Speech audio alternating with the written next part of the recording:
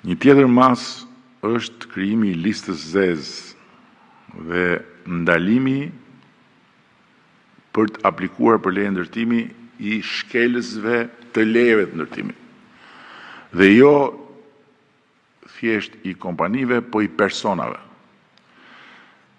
Lista e zezë do të përfshi zhvilluesit, do të përfshi shoqëritë, do të përfshi individët që kanë shkelur ligjin, përfshirë administratorët, ortakët, pronarët përfitues, që do të përjashtohen nga çdo mundësi për të marrë leje ndërtimi për një periudhë 5 vjeçare.